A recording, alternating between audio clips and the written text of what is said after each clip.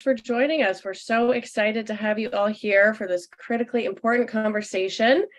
Good morning, good afternoon, from wherever you are joining. We are thrilled to have you here. So let's go ahead and get started. My name is Lena Moffitt. I'm the Executive Director of Evergreen Action. So thrilled to be joining you all for this conversation, and we have a fantastic panel. All right, so let's go ahead and get started. I'm going to introduce our panel and welcome them here to talk about the exciting announcement that EPA made yesterday about carbon pollution standards for power plants, which we know are essential to reducing pollution from the power sector and tackling the climate crisis. All right, so you can see here, we know you're all here for our fantastic panel. We have Governor Jay Inslee joining us, who of course is a dear friend of Evergreen Action and has been one of, if not the most impactful governor when it comes to climate leadership in US history. Governor Inslee transformed Washington State's climate policy and oversaw the passage of nation-leading 100% clean electricity and economy-wide carbon reduction laws, as well as landmark clean fuels and environmental justice legislation. Before he was governor, Governor Inslee spent many years in Congress, where I may have tracked him down in the halls to fangirl a couple of times with my copy of Apollo's Fire. And there he was known as a forward-thinking leader on clean energy and climate change with great staff. Hi, Sam Ricketts. The Comprehensive Climate Plan, which was the heart of Jay Inslee's 2020 presidential campaign, has influenced everything from President Biden's campaign platform to his administration commitments to what became the Inflation Reduction Act, to state policies across the country, and of course, to Evergreen Action's own work and mission. And our organization is very proud to be part of Governor Inslee's climate legacy. Governor, we're so honored to have you joining us here today. Welcome. Thank you for having me. I appreciate that. Thank you so much. All right, next up, we have Sonia Agarwal, the CEO at Energy Innovation, an energy and climate policy think tank focused on reducing emissions at the speed and scale required for a safe climate future. Before her recent return to EI, and congratulations, Sonia worked within the Biden administration, serving as a special assistant to President Biden for climate policy, innovation, and deployment. In that role, she worked to develop the Inflation Reduction Act and the bipartisan infrastructure law, co-chaired the administration's climate innovation working group, and helped influence the very standards that we're going to be talking about today. We're so excited to have you. Welcome, Sonia. Thanks so much, Lena. It's fantastic to be here with such a great crew. Thank you. All right, next up, we have Dr. Leah Stokes, the Anton Vonk Associate Professor at Santa Barbara, where I was also lucky enough to go to grad school. She's the author of the award-winning book Short Circuiting Policy and was recently named to the 2022 Time 100 Next and Business Insider's 2022 Climate Action 30 lists. She co-hosts the climate podcast A Matter of Degrees. If you haven't signed up for that yet, you should. Advises Rewiring America, one of our partners, and also served as an early and important advisor to Evergreen Action. Leah is also a fellow mother of young kids, and I do not know how you find time for everything that you do, Dr. Stokes. So nice to see you, my friend. Well, when I come off mute, you may hear the twins yelling in the background. So that's how I find time. Chaos. That's it. It's so wonderful to be here with all of you. It's a really great event to take part in. Excellent. Welcome contributions from the twins. And last but certainly not least, we have Lissa Lynch, the Climate and Clean Energy Federal Legal Director at the Natural Resources Defense Council, where she leads a team of attorneys using regulatory and legal advocacy to advance climate, clean air, and clean energy policy. Thank you so much for your partnership. We really appreciate the work we've been able to do with you around these standards and clean power generally. Thank you, Lissa, for joining us. Very happy to be here. Thanks. Excellent. Okay, before we dive into our exciting conversation, just a quick overview. We're going to spend about 30 minutes on Q&A with the panel, and then we're going to open it up for questions from the audience. So if you have questions in the meantime, please do go ahead and type those into the Q&A box you'll see at the bottom of your screen, and we will do everything we can to get those questions answered for you. Okay, let's get started. Governor, so you called for strong standards on the power sector in your visionary climate platform, which of course was based around standards, investment, and justice. I'd love to hear you talk a little bit about just the importance of these rules, putting limits on carbon pollution from power plants in the climate fight. Uh, I'm more than happy to do that. But first, I want to talk about the importance of Evergreen Action and this organization, the tremendous work you've done. You've really moved the needle. It's great to see Sam and your leadership and Jamal's. And I knew when I hired Sam Ricketts when he was 12 years old, he was going to do great things. So it's great to see what you're doing. Thanks for this conversation. Well, first off, I just want to start by thanking the president and his team for stepping up to the plate to take a strong regulatory approach to power plants. It is absolutely necessary in the absence of some, cost-based approach. Having a regulatory approach is absolutely necessary. And I know the administration is being both creative and thoughtful and coming up with a plan to do this. So I'm very thankful for the president's leadership on this and very appreciative.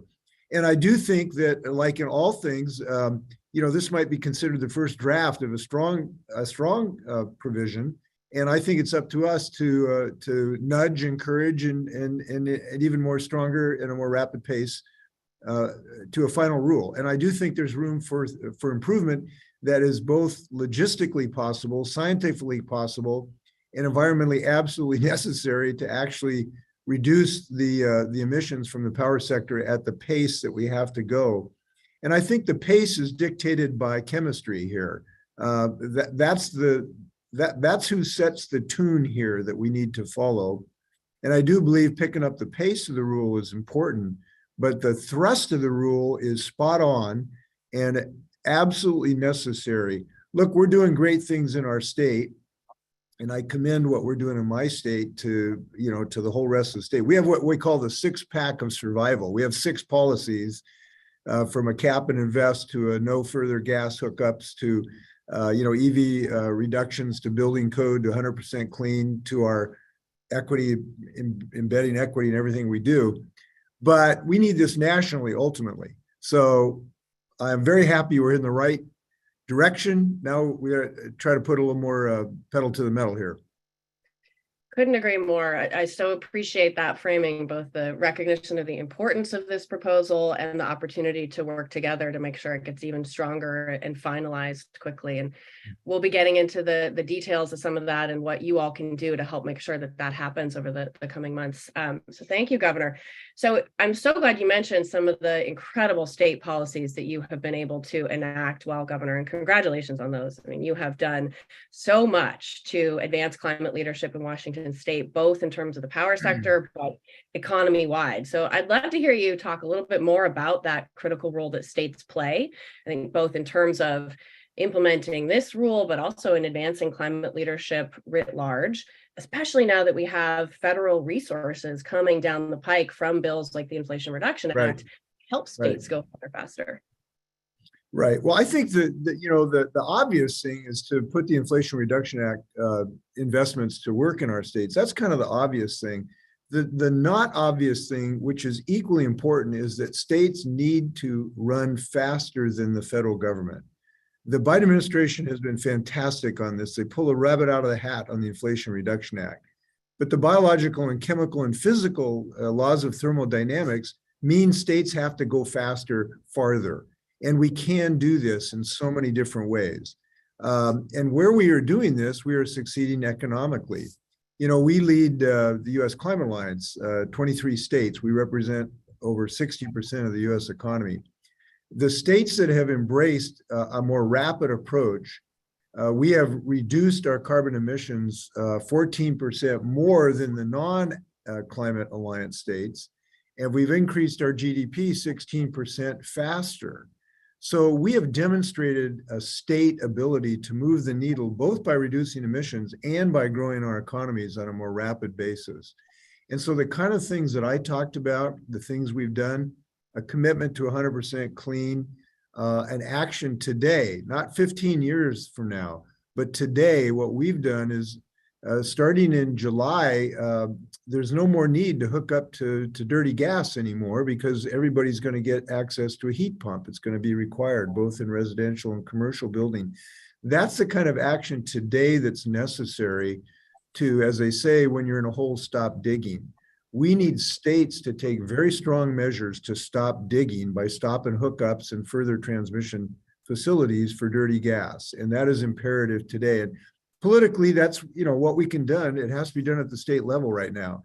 But don't diminish that. These states look kind of small, right? Washington State looks kind of small way up in the northwest corner of the map. But together we represent 60% of the US economy. And so state action is absolutely imperative, and we can go faster than the federal government. Mm-hmm. Which is so critical. And we've seen at times, even when the federal government isn't leading, states can continue enhancing climate Indeed. leadership and Indeed. moving progress forward. Yeah, it's essential. Evergreen has been really excited to expand our work into states, and we never think Washington State looks small up there. We appreciate your leadership. And thank you for your leadership with the U.S. Climate Alliance too. It is fantastic to see that overarching, the work that you all are putting forward. A follow-up question, since we're talking about the Inflation Reduction Act a little bit, and the help that it can lend to states that want to go further on things like decarbonizing key sectors of their economy, like the power sector. We've been dismayed to see the Republicans in the House right now trying to roll back a lot of those investments in the Inflation Reduction Act as part of their bill to address the debt ceiling crisis, and that's ongoing right now. How much of a threat do you think those attacks are to our ability and to states' ability to lead on climate, and how concerned should we be? We should always be concerned, given the fact that this is still a Trump-dominated party who is still a climate denier. And so we definitely should be concerned about this. But look, the ceiling we really have to respond to is the CO2 ceiling. That's the ceiling that means generational poverty for the world's economy, including our own. That's the ceiling we've got to pay attention to, so that we shouldn't be backsliding 1/2 megawatt of clean energy or 1 pound of CO2. There should be no backsliding as a result of this. And I think that should be the single most important parameter of discussions in this regard. Now, I know there's some controversy about this, but when push comes to shove, it is much preferable to be willing to follow the US Constitution and actually spend the money that the Congress has allocated than to be surrendering at the altar of this, what I consider an unconstitutional debt ceiling. And we ought to be able to willing to push back at that, even if there might be litigation about it. So bottom line, I would encourage the president to be willing to stand up for the Constitution and our small little planet by saying, we're not going to allow you to use this debt ceiling to go backwards on climate. And at the same time, going forward, if I get my little oar in just a little bit more on the power plant rule, at the same time, we are hopeful that the final rule will be more inclusive of the number of plants, gas plants, that are involved in the bill. I think this is the rule. This is one place where we could use some improvements. Right now, it's only about 30% of the gas plants would be under the protection of the rule. I think that needs to be expanded, and the pace, I think, can be picked up as well. We can go a lot faster on this transition than we are right now. We built 3,000 airplanes in 1939, and 5 years later, we had built 300,000 airplanes. We should have more confidence about how rapidly this transition can be made. So let's stand strong with the president on this. Let's encourage him. Let's appreciate his tremendous leadership, and let's go faster. Absolutely. And that kind of visionary ambition and leadership, Governor, is exactly why so many of us really joined this fight to participate with you in that. And thank you for your— Well, thanks for using our state's tree, the Western hemlock, as your logo too for Evergreen Action. We are happy to oblige. Absolutely. And we couldn't agree more with you on the rule. A lot of the components of a really strong rule are there, and we are excited to work together over the next coming months, and hopefully not more than a year, to strengthen those key parts to ensure more plants are covered and faster to maximize the impact for our climate and communities. And look forward to working with states like yours. Under the Clean Air Act, states have such a key role to play in writing those implementation plans, and I am sure Washington State is going to be competing for best in class implementation plan when those are done in a couple of years. All right. Well, Governor, we're I know the best when it comes to climate, and we're also the most humble. So we'll continue. Fantastic. We were excited to see the Governor Wes Moore from Maryland on stage with Administrator Regan yesterday announcing the rules, and I think he's going to give you a run for your money on those implementation. Good. That's good. We're looking forward to that. Yeah. Well, I know that you actually have another event to go off to, Governor. You are a hot commodity. Thank We are you so much. Well, I'm excited. speaking at the Climate Registry in LA. They're having a summit here and they're allied with our great work. Thanks, everybody on this call. You're really rocking it. Let's keep it up. Early bed, early rise, work like hell and organize. Thanks a lot. Take care. Love it. Thank you, Governor, so much. Bye-bye. Have a good event. Bye. All right, rest of my fabulous panel of female climate leaders here. So excited to continue this conversation with you. Dr. Stokes, let's turn to you. So a little bit more of contextualizing before we get into the details of the regulations that were proposed yesterday. So the governor and I talked a little bit about the Inflation Reduction Act. So of course, we want to note how important that bill is and how it changed the landscape of both climate action and clean energy in our country and hopefully around the world. So that bill passed last August, of course, after years of hard work by advocates across the country, many of whom I'm sure are on this call and on our panel. Kudos to us all for that single largest investment in climate action our country has ever passed. You played a key part in ensuring that that bill was passed and that it was as strong as it could be. Could you talk a little bit about that bill and what it means for climate action, the power sector, and how far it gets us? Yeah, well, it was super inspiring to hear the governor talk. I know all of us want to see action at the state level, and it's amazing to see what's happening in Washington state. So folks, I'm sure on this call, because you've decided to come to a webinar about the power sector rules, know that the Inflation Reduction Act was passed last year. This is the largest investment in American history in clean energy and climate action. So we're talking about hundreds of billions of dollars for everything from money to help install solar panels, to help build them here in the United States, to get a heat pump in your house, whether through a rebate program or a tax credit, to help transition some of the dirty infrastructure that we have on the grid, to help make agriculture cleaner, to help clean up our heavy industry. I mean, we could go on. And Sonia is probably one of the world's experts in knowing all the finer details of this hundreds of pages of legal text on this subject. So it's a really big bill. It's really going to be transformative. And we've already started to see that, There have been really hundreds of projects announced already in the United States for manufacturing, for things like, let's make solar panels here, let's make batteries here, let's recycle batteries here. And the more that we are onshoring that manufacturing, creating good paying jobs here in the United States, in the clean energy industries of the 21st century, the better this is going to be for everyday people being able to work in meaningful jobs that pay them well to help transition our economy. That's really the exciting momentum that we're starting to see. And we know, based on modeling from a lot of groups, including Energy Innovation, fabulous organization that Sonia is now helming, that, this bill is on track to get us about 40% below 2005 levels by 2030. Now, why does that matter? Well, remember that in the Paris Agreement, folks said, let's get to 1.5 degrees. Let's not go beyond that. And so scientists figured out that if that's what we want to do, we have to cut carbon pollution by about half this decade. And President Biden stepped up. And shortly after he took office, he said, yeah, I'm going to do that. I'm going to get 50 to 52% below 2005 levels by 2030. So keep in mind, 40% is not 50 to 52, but it's close. And so these power sector regs that we're starting to see are another piece in the puzzle. There's lots of pieces in the puzzle, but this is an important one to get the power sector to clean up faster.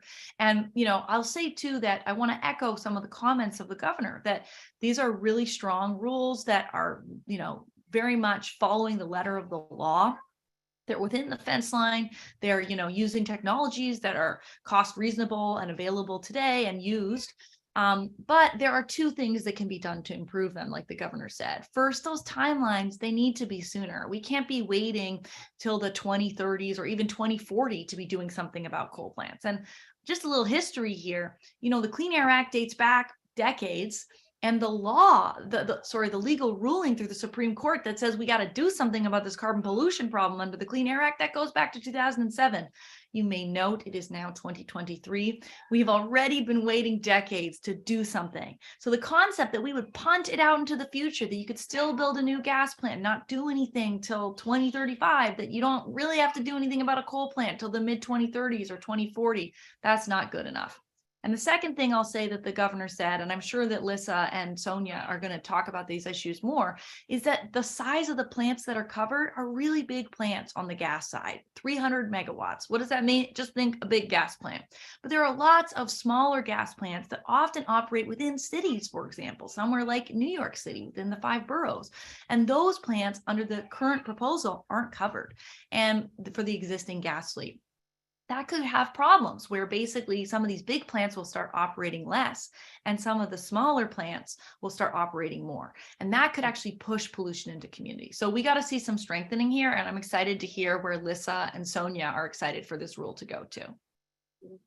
Thank you so much, Leah. And it is critically important to outline the role that advocates can play over these coming months. It's been great to see a lot of the response to the proposal yesterday, where I think folks are really recognizing, excellent, we're going to put limits on the pollution from power plants. Now let's make sure that we're doing that as broadly and quickly as we can. And that is really, climate leadership that has a real impact in people's lives is exactly what, so many folks really want to see. So, all right, let's get a little bit more into the details. Sonia, so glad to have you here. You are an expert in almost all aspects of U.S. climate policy, like our entire panel here. And as Dr. Stokes mentioned, you helped influence key provisions or most provisions of the bills we talked about and these standards. So I would love to just hand it to you to talk a little bit about the importance of these standards in terms of the power sector specifically and reducing pollution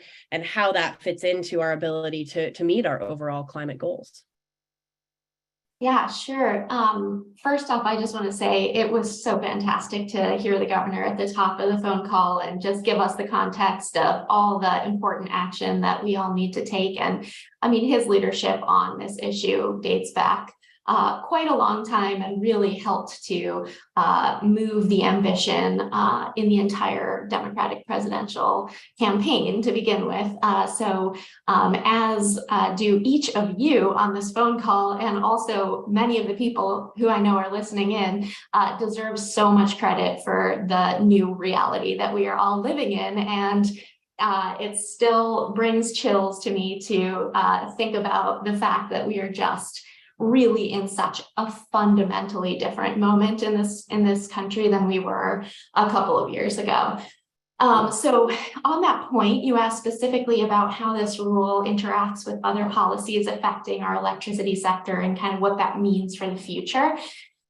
Just to contextualize a little bit, the electricity emissions in the United States have already dropped about 35% since 2005.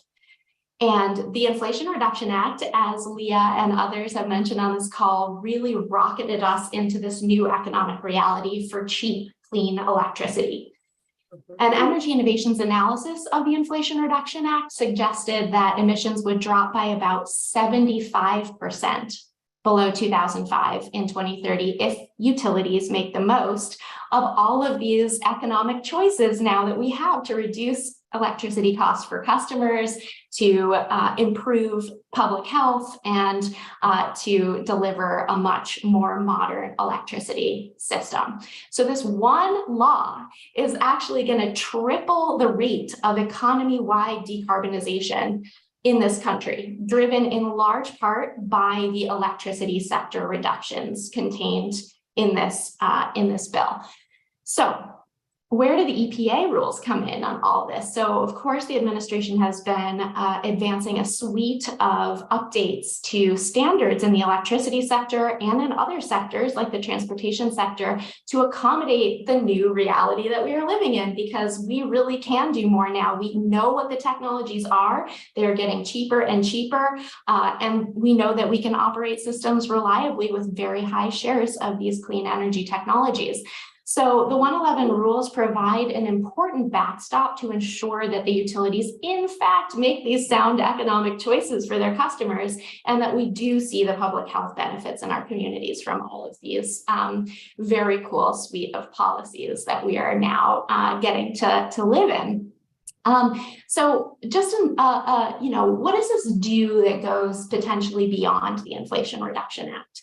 And why can we see such a fast transformation in the electricity sector? It's because the technology costs have just come screaming down over the last decade, and they are continuing to come down. And now we are helping to incentivize those clean technologies through new federal policies. And we know what that technology is, and we know how to deploy it at scale.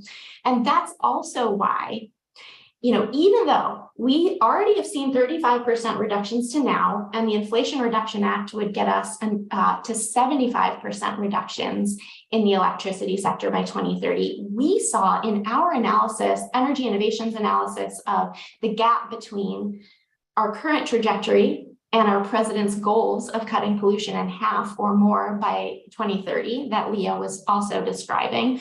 We see that a lot of the additional reductions that we need to get on our economy-wide climate goals are still coming from the electricity sector. And in our scenario where we hit our economy-wide goals that goes beyond, again, the Inflation Reduction Act and current policy, we see electricity emissions dropping to 84% below 2005 levels in 2030. So we think that this rule, along with the others that are intended to make sure we actually protect public health with all of these cheap, clean electricity options, will enable us to go even further in terms of our climate impact than the Inflation Reduction Act. And to guarantee the benefits to our communities across the country. I just want to kind of stop by commending the public servants who have worked so long and hard to get this standard updated with the best available information about all of these new clean energy technologies and what this new economic reality is that we're living in, because it's not that long since we got that legislation passed, and we have fundamentally changed this world that we're living in the electricity sector, to now they are saying, okay, well, we got right to work when we saw that, and we know that we need to update these standards, and they got them out quickly. And now I think it's incumbent upon all of us to look through that rule really carefully and make sure that we find all of the areas that we can help the EPA staff strengthen the rule, given all the things that are changing in our electricity system right now. So we need to make sure that the final rule, as it moves from yesterday's proposal to finalization, it is strengthened in ways that can really minimize local pollution and community impacts at the same time as it addresses the climate crisis. Yeah, couldn't agree more. And I'm so glad you mentioned that full suite of standards that EPA is moving forward. It was really heartening yesterday to hear EPA Administrator Regan thank the career staff at EPA who have been working, some for decades, to put these limits on pollution.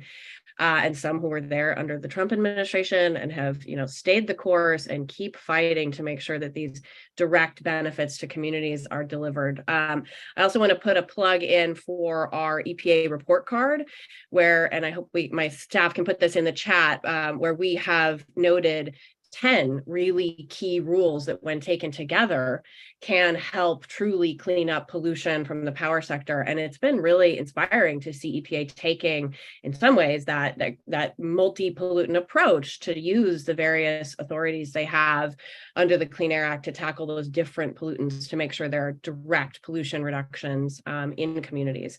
So, Sonia, just one quick follow-up, as you think about the decisions that states and utilities are making in the face of the changes that are already happening in the power sector, how do you think these rules will factor into those decisions that they're making? Yeah, I think that the momentum is already very clearly in the direction of clean energy options for helping to reduce the costs for energy for utilities customers. And I think that these rules are only going to continue that momentum to make sure that utilities now are also being asked the hard questions, because we have a very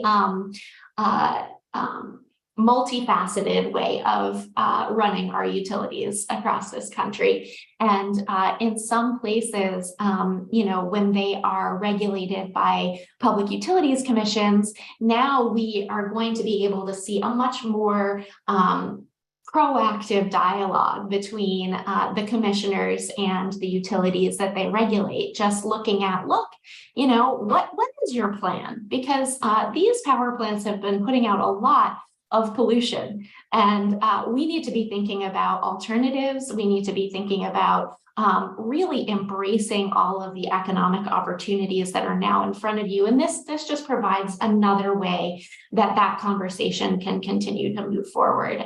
So I'm really excited about how this will continue to push us forward and make sure that we're having the right conversations about how to make sure we're taking care of families across the country, both in terms of health and in terms of, their energy bills. Mm-hmm.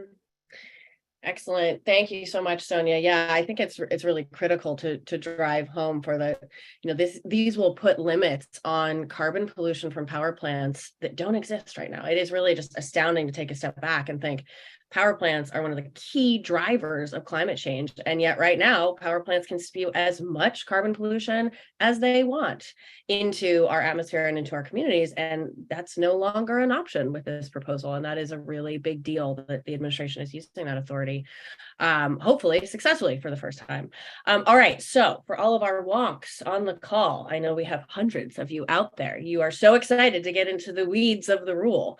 We have Lissa Lynch, one of the leading legal minds who's been working on these standards for a long time. I'm sure you've seen her in the press all over the place talking about the details of these standards. Let's get into it. Lissa, can you tell us a little bit about what the proposal says? What does it do? Your take on how strong it is? We've been talking about that a little bit, and those points that we are going to want to see strengthened over the coming months. Yeah, of course. So look, I've been working on this same section of the Clean Air Act for like 10 years. This is this is finally third time's a charm. We're going to do this.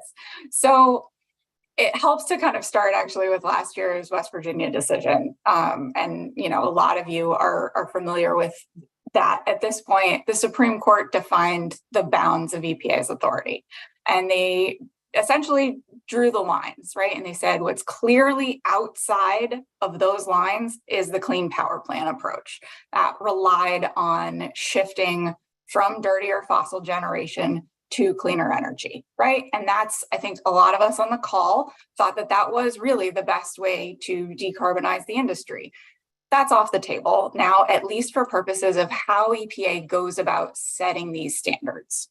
So what's still inside those lines that the Supreme Court drew are measures that reduce pollution on site at the power plants. And for fossil power plants to reduce CO2 emissions, there's really only a few options that fit that bill.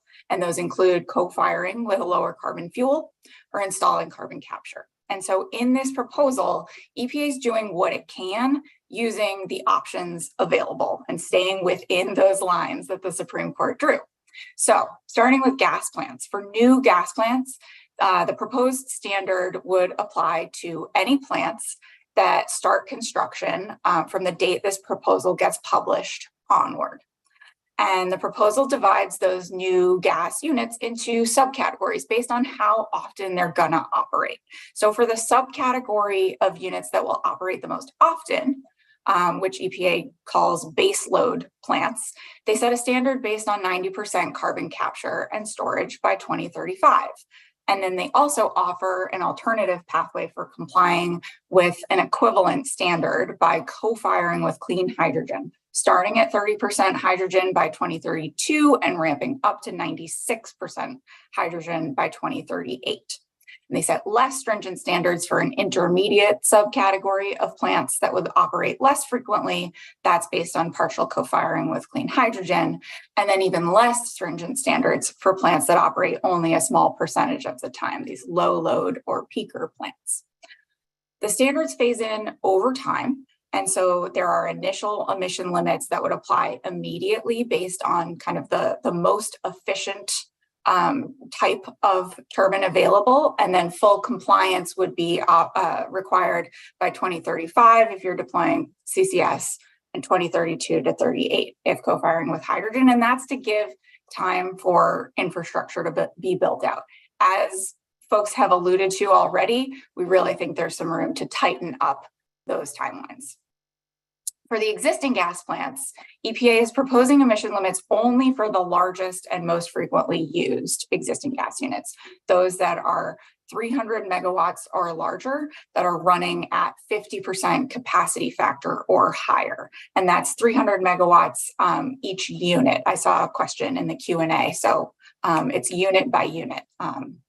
The limits for that covered group of existing gas plants really mirror the standards for baseload new gas plants. So that's, again, that 90% CCS by 2035 for co-firing with hydrogen at 30% by 2032 and 96% by 2038. For the rest of the existing gas fleet, as we've already talked about a little, EPA is just taking comments on what the approach should be. And again, I think that's a place where we'd really like to see improved for the final rule is more of the existing gas fleet covered by these limits. For existing coal plants, the approach is a little bit different. EPA looks at the reality on the ground that, the coal fleet is really old. And a lot of those plants may retire over the next 10 or 15 years, totally independent of these new standards. And the cost effectiveness of installing new controls is really going to depend on how long a coal plant might continue to operate. And so in light of those dynamics, EPA is proposing an emission limit based on 90% CCS for coal plants that are going to keep operating from 2040 and beyond. And that goes into effect starting in 2030. And then there's less stringent limits for units that commit to retire before 2040. All of this sounds really complex. There's a lot of details, but when it comes down to it, what EPA is doing is giving fossil plant owners and operators a lot of options for how to bring down CO2 emissions from coal and gas plants. The standards themselves have to be based on that technology, but there's no mandate to use any specific technology. So companies and states will have the flexibility to choose what works for them, and that includes to retire plants and replace them with clean energy, which in a lot of cases will be the most economically attractive option given those clean energy tax credits.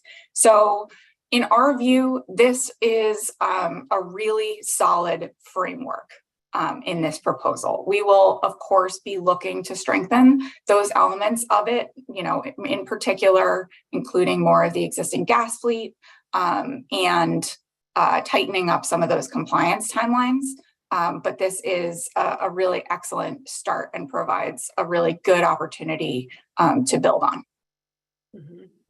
Thank you so much, Lisa. And I really appreciate you hitting on those key points that as we look ahead, it'll be critical for the advocacy community to stay engaged, to work with EPA to strengthen those key pieces, to make sure more plants are covered more quickly, again, to deliver benefits as fast as we can to climate and to our communities. I do want to hold some space to talk about the risks that come with some of these technologies, but also the bigger picture of recognizing that while it is not acceptable for power plants to continue spewing as much pollution as they want to into our communities and into our climate, driving the climate crisis, again, with this proposal, that's no longer an option.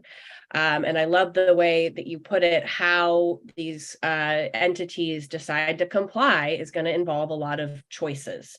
And from the context that we talked about at the beginning, those choices, clean energy increasingly looks really attractive, is cheaper and cheaper. And while the standards don't require any specific technologies to comply, some may use CCS or hydrogen co-firing to comply with the standards. And I want to recognize that there is a lot of opposition to those technologies and concerns from communities, while at the same time, we are hearing a lot of communities say, regulate these plants, do something to limit this pollution. And EPA has acted within the constraints put on them by the Supreme Court.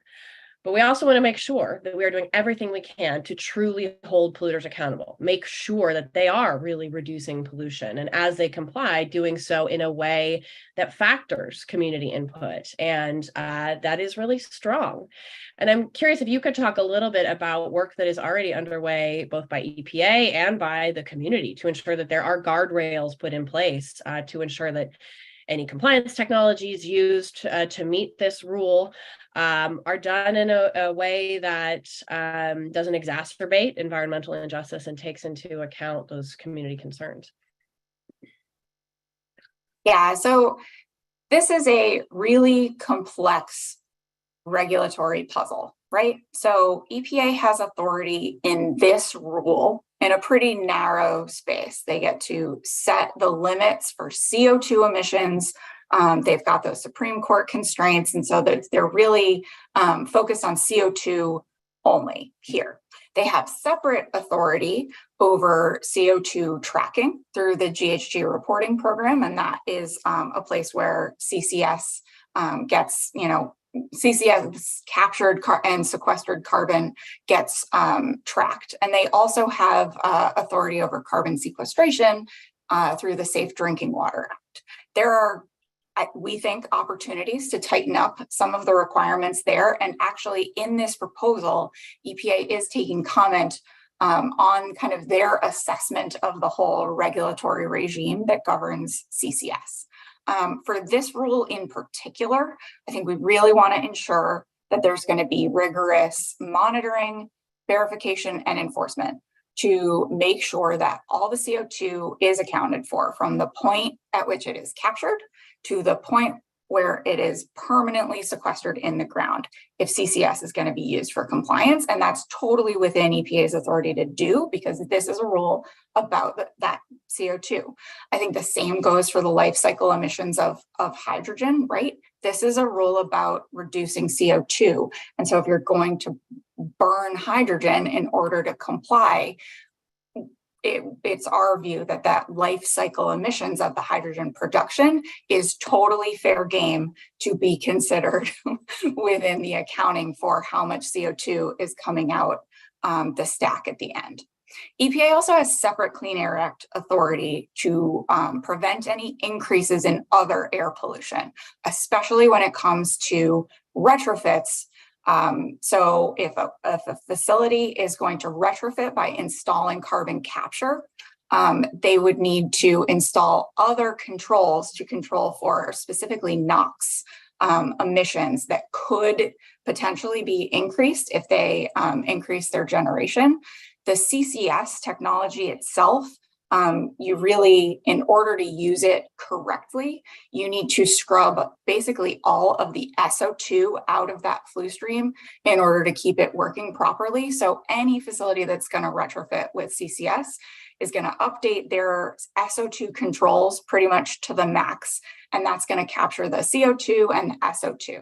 And then the NOx, if they're going to increase those NOx emissions, they would need to install better controls for NOx in order to not trigger what's called PSD permitting, which is a whole other set of requirements that they're really gonna want to avoid. And so that's the broader Clean Air Act regime, even separate and apart from the other Clean Air Act standards that the agency has been strengthening, like the mercury and air toxic standards and the new proposal for the national ambient air quality standards for particulate matter. So there's a lot of different moving pieces that govern the other air pollution. And we're going to need kind of the full court press across all of those different regulatory pieces. And that's just at EPA. Outside of EPA, there are other agencies that have authority over pipelines and infrastructure. We have heard from EPA and the Biden administration, they are really committed to making sure that we're protecting communities from pollution or harm due to CCS projects, due to hydrogen projects. We're going to need to hold them accountable for making that a reality, and it's going to take the whole team. Mm-hmm.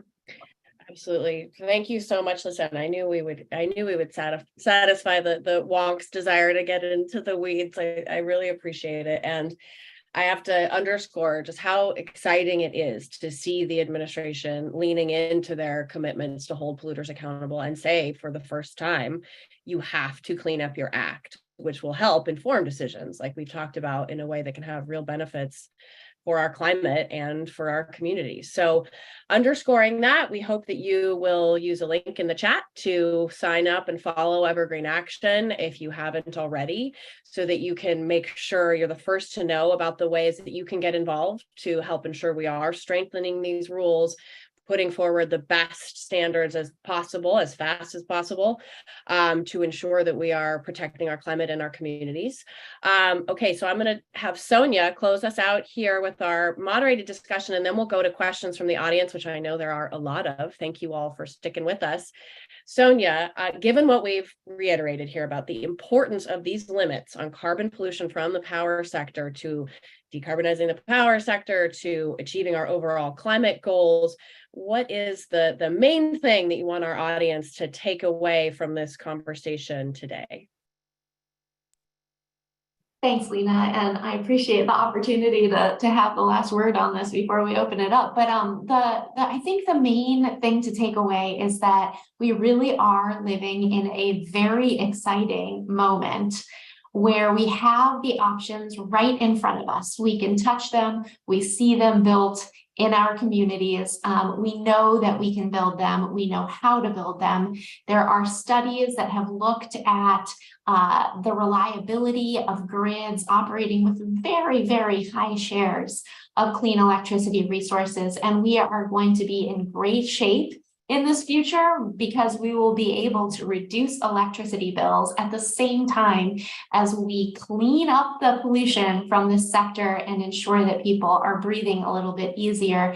Fewer kids have asthma, all kinds of enormous benefits that go well beyond even just the incredible benefit of addressing the climate crisis. So that's I think the biggest takeaway for me. We're just in an exciting time. We can do it. We are doing it. We are proving that we can do it. Others around the world are doing similar things, and we're not alone, and we will get there. Thank you so much, Sonia. And I love that it's a reflection of the work of so many folks on this call and across the country, that we're in that different place right now because of the really loud clamoring by a growing climate movement for action on the climate crisis. And that advocacy works. We are seeing that now with the administration taking bold action, and we need to stay engaged and, hold the administration and polluters accountable to delivering the boldest action that we can. So thank you all for staying engaged with us. I'm going to start answering some of these questions that I see in the chat here. I'm going to put them to the panel. Actually, I'm not going to try and answer them. I have my fabulous panel of climate expert ladies here to do so. Peter Bear from E&E asked a question that we hear a lot, raised particularly by industry, about how much we need gas, and particularly how much we need it in the next decade or dozen years, and do we need that gas for reliability, and how should that issue be handled, and what are we going to do in the near term? Who wants to tackle that one? I can take a first stab, and I'm sure Sonia and Lissa have lots of things to add. One of the cool reports that Sonia worked on is called the 2035 reports, 2035report.com or .org. And it talks about how you can get to 90% clean power by 2035, and that the reliability will not be compromised. It's affordable. It's amazing. Unicorns, rainbows, it's all real. And the thing is that utilities are not reliable narrators, particularly about reliability. Don't believe them. I mean, they said that the Obama Clean Power Plan, which was the attempt under the Obama administration to deal with this requirement under the Clean Air Act, because the Supreme Court told them they had to, going way back. But basically, the Obama administration tried to do something under this requirement in the law. They put out the Clean Power Plan. The utilities screamed bloody murder. They said, oh my God, the lights will go out. We'll never be able to do this. It will cost so much money. West Virginia sued the EPA. It all got wrapped up in courts. But you know what happened meantime in the background with all the drama? They surpassed the requirements under the law, even though those requirements were no longer in effect.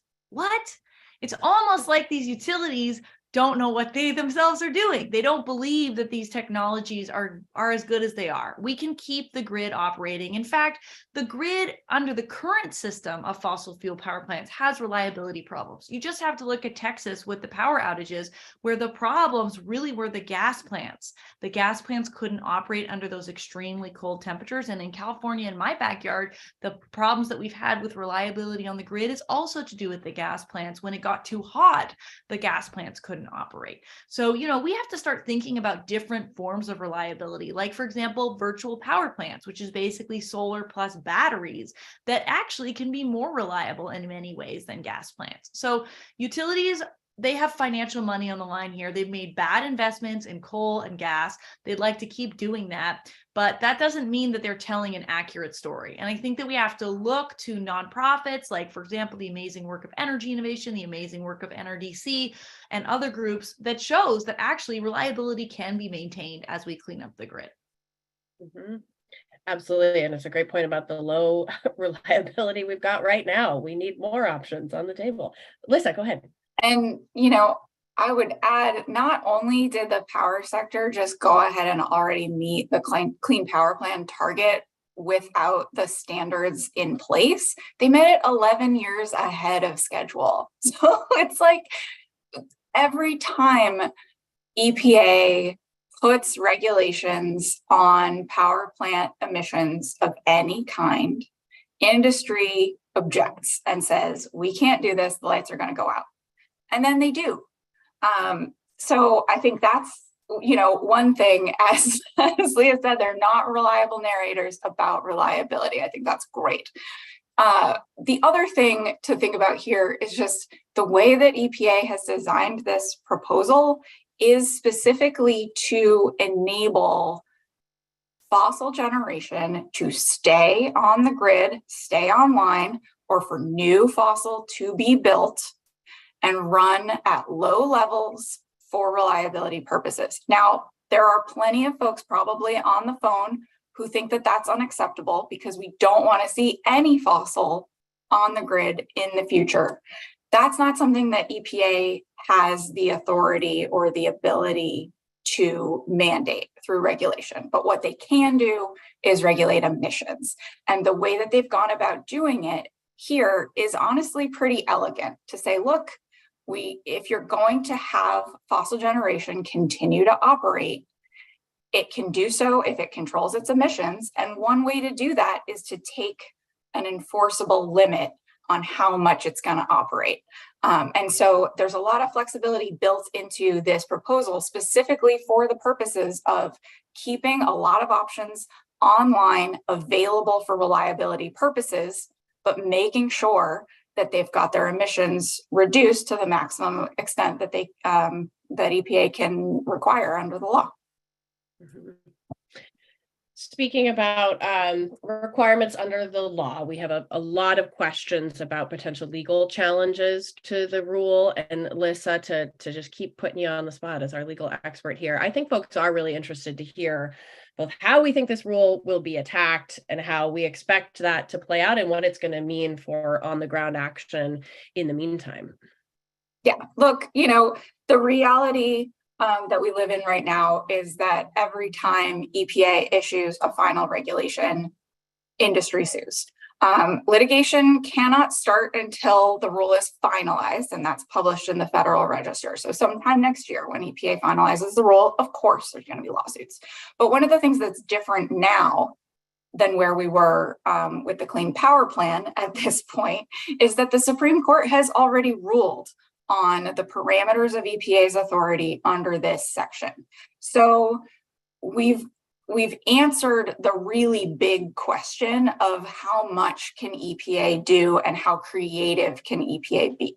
Now, the remaining questions are going to be much more technical in nature. They're going to be, has EPA gone too far with these dates? Has EPA gone too far with this, these particular technological determinations that they're making? And do they have the record, the evidence to support the decisions that they've made? Those are the types of really technical decision making that, at least historically, expert agencies get a lot of deference in legal decision making because they're the experts and judges are not. And so, of course, there will most likely be litigation over whatever this final rule looks like, but it's not going to be the same type of big picture legal doctrine question as was the case with the Clean Power Plan and the ACE litigation that culminated in the Supreme Court decision last year. And so now that we've got a Supreme Court decision on those big picture things, what's left is the smaller picture on the exact technical decision making that EPA is going to be undertaking. Mm-hmm. Great, which is potentially a segue into, I think, our final question. We've got 3 minutes left. Lots of robust questions in the chat. Thank you all so much for your great answers, and to the audience for your active participation here.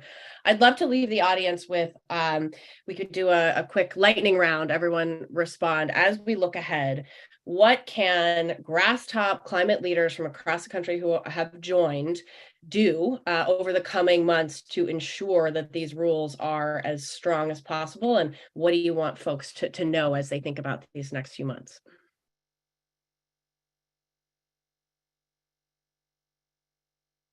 Okay, I'll jump in so there's no awkward pause, and then I'll call on the next person.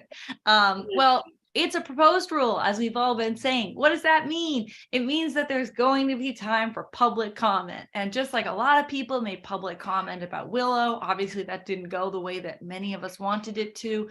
But wow, was that powerful that all these people got together and they made their voices heard. And this is a moment for that too. I know it's not as, I don't know what, clear and dramatic maybe as that, but it's still really, really, really important and will touch millions of Americans' lives in the coming decades and will really have planetary consequences. So I would encourage folks, you can sign up with Evergreen Action. That's a great way that they're going to be able to plug you in to helping you figure out, like, how do I make a comment? What does that even involve? Where do I go? I don't think it's open quite yet, but when it's open, they're going to have a way for you to do that. And that's an amazing action that you can take. And we're going to need all the voices of all of us, because Lord knows the industry is already yelling quite loudly in the pages of the New York Times and the Washington Post. So we gotta yell in the public comment box instead. Absolutely. Sonia, Alyssa, you want to chime in on that one? Sure. So, I think one of the areas that we can help to strengthen here is around, what are the other clean energy opportunities to shore up reliability? We have a huge opportunity in energy storage. We have a huge opportunity in managing the demand side with all of these new smart technologies that are getting installed in houses and buildings across the country, whether that's heat pumps or electric cars. That all can provide additional support on reliability. And so just trying to help kind of paint that picture of the low-cost, zero-carbon options that can also be useful for reducing pollution in the electricity sector will enable EPA to be able to strengthen and tighten how much pollution we actually can accept from the generation of burning these fossil fuels. So that's another very specific area that perhaps more thought, more comments, kind of shoring up the availability of all of those zero carbon options in all the ways that Leah just outlined. Listen, I would just say this is going to be a marathon, not a sprint. So in addition to this particular rulemaking, comments are really important, participating in the public hearing, talking to your elected representatives to make sure that they understand why this is important. But then once this thing is finalized, the states have to develop plans for compliance. And there's a whole other set of opportunities to weigh in there about what state decision-making looks like and opportunities to push for clean energy solutions rather than continued fossil. And so this is going to take years, and it's going to be important, vital work for all of us to pitch in on. But it's a really exciting first step. Thank you so much, Lissa. And I want to thank my incredible panel. It has been so fun speaking with you all about this really momentous day for climate action that we had yesterday with the EPA announcing these limits on carbon pollution from power plants. You all know now how essential these standards are to both decarbonizing our power sector, limiting pollution, and achieving our climate goals. And I will offer one thing to our audience. The beautiful thing about working in climate action is that we know what we need to do. It can feel complex, but we actually know that the solutions are there. But getting those solutions and achieving the outcomes that we all know are possible takes all of us working together. So thank you, everybody, for staying engaged. Go to evergreenaction.com/powerplants. We're going to keep sending you those opportunities to offer your public comments, come and testify before the EPA with us. We're going to help you learn how to do that and do that with really big impact so that this administration knows they have support for driving this bold, actionable climate policy that they're putting forward and making sure it's as strong as possible. So thank you, everybody, so much. We will talk soon. Thank you, panelists.